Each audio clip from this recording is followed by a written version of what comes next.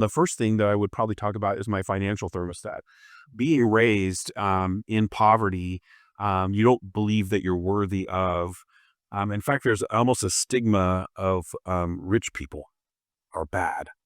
They're bad, and rich people, a rich person can no sooner get into heaven than a camel can fit through the eye of a needle. Like there's a dogma that comes behind wealth, and so I had no concept of what wealth was. My folks were poor till the day they died. They died poor.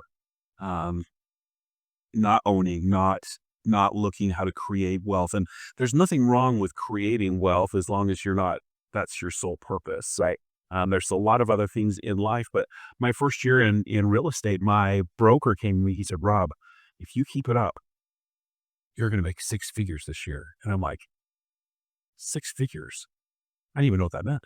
Yeah. He's like, "Yeah, like 100, comma 000, six figures." I'm like, "You think I'm going to make $100,000 this year?" What does that mean? Wait till you cap that high. Whoa.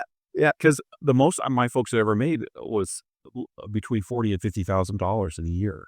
And that's a family of six. Like that was a great year. That was a really good year for me. Yeah. $45,000, and so to make $100,000 in 1 year, like it broke my financial thermostat. You can almost hear the spring because I'm like that's impossible. People can make that kind of money.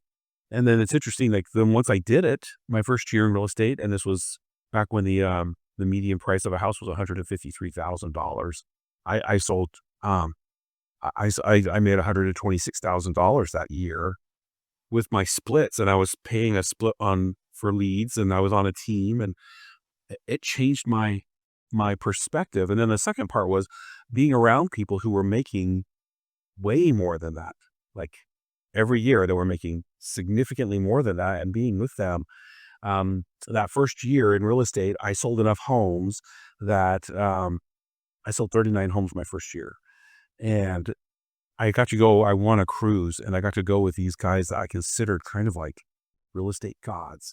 Josh Johnson, Dave Parker, like some of these guys that are like Mm-hmm. crazy successful, like out, no way. There's no way I'm ever going to do that.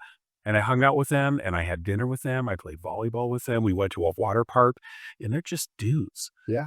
just a bunch of goons, just like me. In fact, Mhm. they had problems in other areas of their life that were way worse than mine. And I was just like, what? How are you doing that? And it took the stigma of this like godlike worthiness away from money. It's what am I willing to receive? How hard, what am I going to do to be deserving of that kind of income, and then behave in that manner? Yes. It's not magic. It's not luck. It's just getting in the right place and doing the right things again and again and again, regardless of how you feel.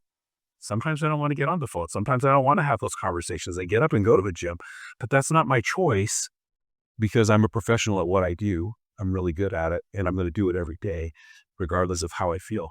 Yeah. Because if you just did what was necessary whenever you just felt like it, you would never go to the gym, Yeah. especially on those cold days.